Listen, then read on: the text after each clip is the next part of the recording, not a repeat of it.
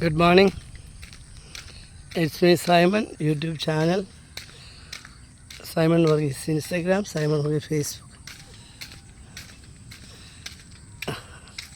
Video എന്താണ് ഇന്നിപ്പോൾ മുമ്പ് ഞാൻ അങ്ങോട്ട് പോയപ്പോൾ ഇവിടെ റോഡിൽ വെള്ളമില്ല. എല്ലാവരും കാഴ്ചയായിട്ട് പമ്പ് ചെയ്യുന്നുണ്ട് മോട്ടർ. അതായിരിക്കും ഒരു പക്ഷേ ഇപ്പം മഴയില്ലല്ലോ. ഇത് റോഡ് നിറഞ്ഞു, വെള്ളം കവിഞ്ഞൊഴുകാൻ തുടങ്ങി. ഇനി കർഷകർ വന്ന് അടയ്ക്കണം. കാരണം വെള്ളം അവർക്ക് പമ്പ് ചെയ്തല്ലേ പറ്റുള്ളൂ. കർഷകർ നോക്കി നിൽപ്പുണ്ട്.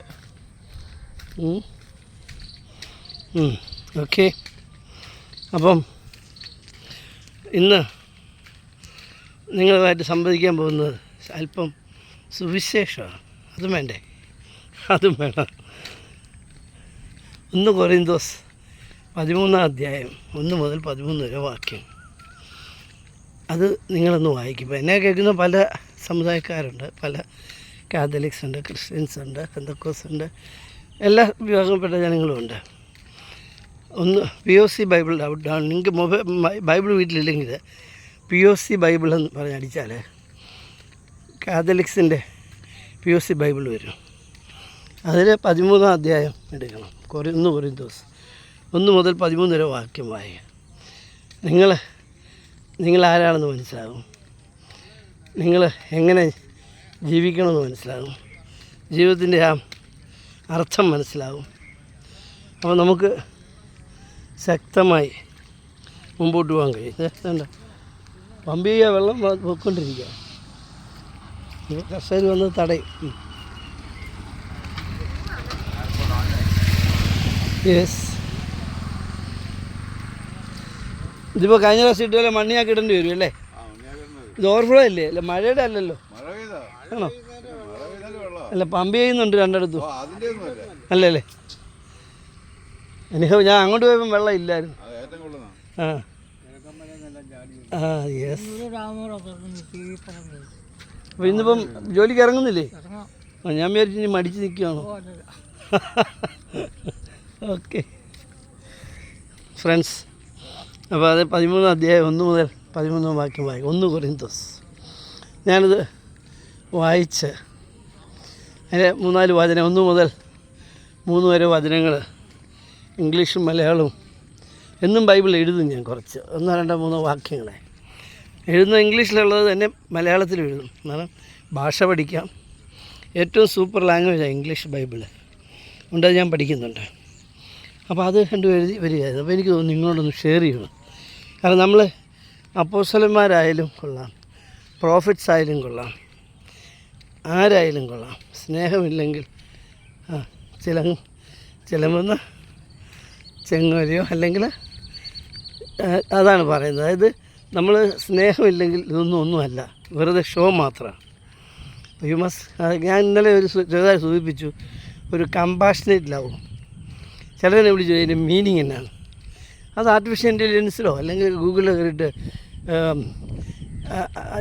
Compassionate love meaning in Malayalam എന്ന് അടിച്ചാൽ മലയാളത്തിൽ പറഞ്ഞു തരും. കമ്പാഷനേറ്റ്, അനുകമ്പാർദ്രമായ സ്നേഹം, അനുകമ്പയോട് കൂടിയ സ്നേഹം. നമ്മുടെ ഹൃദയം വിങ്ങണം. അവരുടെ സ്നേഹമുള്ളപ്പോൾ അതിങ്ങനെ വിങ്ങണം. അത് ഇച്ചിരി ഒരു വലിയ സംഭവം. അത് ചെറിയ സ്നേഹമല്ല, അത് അനുകമ്പാർദ്രമായ സ്നേഹം, കമ്പാഷനേറ്റ് ലവ്. ഞാൻ ഇന്നലെ ഞാൻ പറഞ്ഞത്. തീർച്ചയായും ഇന്ന് ഈ വചനം കൂടെ കിട്ടിയപ്പോൾ എനിക്കത് കുറച്ചുകൂടെ നിങ്ങളോട് ഷെയർ ചെയ്യണമെന്ന് തോന്നി. അതെ, കമ്പാഷനേറ്റ് ലവ്. അപ്പോൾ ഒന്നും മറക്കണ്ട. 1 കൊരിന്തോസ് 13-ാം അധ്യായം 1 മുതൽ 13 വരെ വാക്യങ്ങൾ. 13 വാക്യമേ ഉള്ളൂ, പക്ഷേ ഭയങ്കര അതുപോലെ 12-ാം അധ്യായം കൂടെ പറ്റുമെങ്കിൽ വായിച്ചു. നിങ്ങൾ ഇത് പുടീകരിക്കപ്പെടും, നിങ്ങളിങ്ങനെ പ്യൂരിഫൈ ചെയ്യപ്പെടും.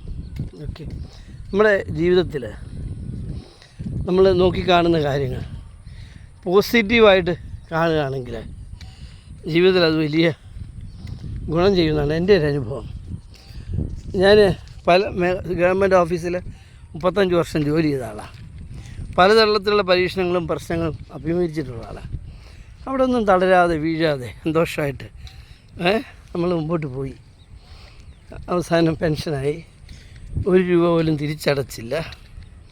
പെൻഷനെല്ലാം കിട്ടുന്നുണ്ട്, സന്തോഷം.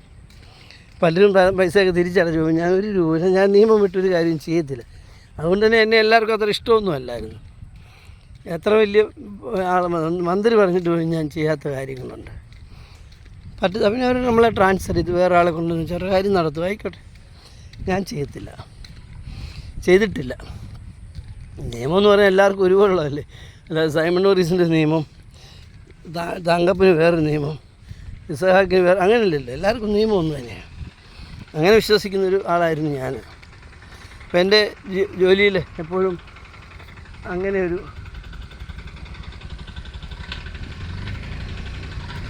പ്രവർത്തനം ഉണ്ടായിരുന്നു. ഓക്കെ, ഓരോട്ടേ പോകത്തുള്ളൂ, ഓരോട്ട് ബാക്ക് അടിക്കുക.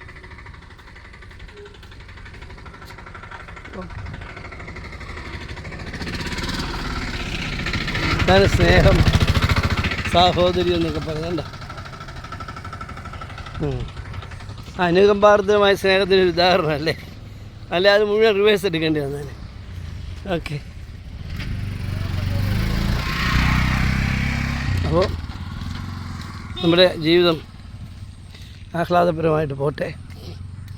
ഇതെല്ലാം ചെയ്യുമ്പോഴേ ഈ അനുകമ്പാർദ്രമായ സ്നേഹമുണ്ട്, നിങ്ങൾക്ക് നല്ല കനിവുണ്ട്, എല്ലാം ഉണ്ട്. പക്ഷെ അതോടൊപ്പം തന്നെ നിങ്ങൾ അങ്ങനെ ജീവിച്ചാൽ മാത്രം പോരാ. You must love your country also. നമ്മുടെ രാജ്യത്തെ നമ്മൾ സ്നേഹിക്കണം, നമ്മുടെ സ്റ്റേറ്റിനെ സ്നേഹിക്കും. ഇപ്പോൾ നമ്മൾ കഴിഞ്ഞ ദിവസം പറയായിരുന്നു, ഒരു ആശാ വർക്കർ ചില വീടുകളിൽ ചെല്ലുമ്പം ഒരു പ്ലാസ്റ്റിക്കൊക്കെ എടുത്ത് തോട്ടിലെറിയുകയാണ്. അപ്പോൾ തോട് നിറഞ്ഞു പോവുമല്ലേ, എല്ലാവരും പ്ലാസ്റ്റിക് എടുത്ത് തോട് നിറഞ്ഞു പോകും. ഈ മത്സ്യസമ്പത്തെല്ലാം നശിച്ചു പോവല്ലേ. ഞാൻ പറയുന്നത് അവർക്ക് പറഞ്ഞ് മനസ്സിലാക്കി കൊടുക്കണം. എൻ്റെ സാറേ ഞങ്ങൾ പറഞ്ഞു, സാറൊന്നും പറയാൻ പറയും. ഞാൻ പറയാം നോക്കാം എന്നൊക്കെ പറഞ്ഞിട്ടുണ്ട്. കാരണം നമ്മൾ ഈ സമൂഹത്തെ സ്നേഹിച്ചേ മുമ്പോട്ട് പോകാൻ പറ്റത്തുള്ളൂ. ആശാ വർക്കർ വരും, പ്ലാസ്റ്റിക് ജാക്കറ്റ് വെച്ച് അവർ കൊണ്ടുപോകും, അതറിയാം. എന്നിരുന്നാലും തോട്ടിലിട്ട് എറിഞ്ഞുകളെ എന്താ ചെയ്യുക. അപ്പോൾ നമ്മൾ നമ്മുടെ തെരുവിൽ ഗുഡ് മോർണിംഗ്, എന്താ മുട്ടിന് പെയിനുണ്ടോ? ഓ വെയിറ്റ് എടുക്കുന്നുണ്ടല്ലേ. അപ്പോൾ മിസ്റ്റർ കോട്ടയാകട്ടെ. എൻ്റെ ഒരു ബ്രദറിൻ്റെ മോനുണ്ട്, ഇതുപോലെ വലിയ ജിമ്മനാണ്. അവൻ KCB സബ് എഞ്ചിനീയറാണ്. പക്ഷെ ഭയങ്കര അവൻ മത്സരിക്കുന്നൊന്നുമില്ല, പക്ഷെ മിസ്റ്റർ കോട്ടയാകാനുള്ള പവറുണ്ട്. അനു ആൻ്റണി അറിയുമോ?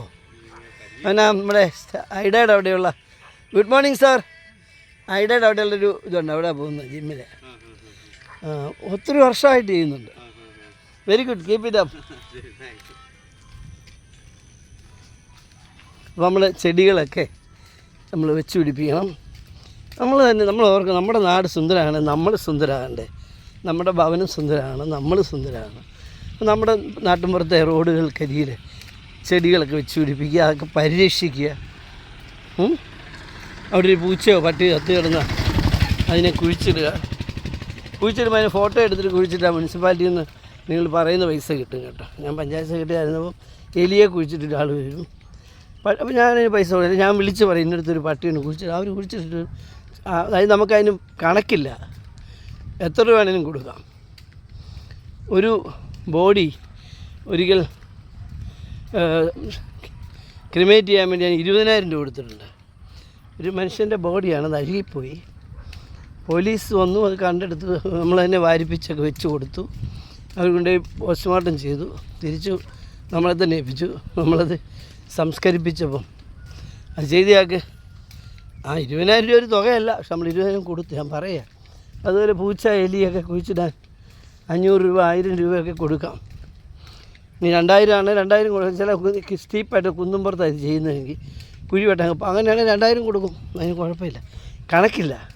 ഒരു പൂച്ചയെ കുഴിച്ചിടാൻ 400 രൂപ അങ്ങനെ റേറ്റ് വെച്ചിട്ടില്ല. കാരണം അതിൻ്റെ സർക്കംസ്റ്റാൻഷ്യൽ ഇതുകൊണ്ടേ അതിൻ്റെ ഓരോ സ്ഥിതി ഓരോന്നല്ലേ.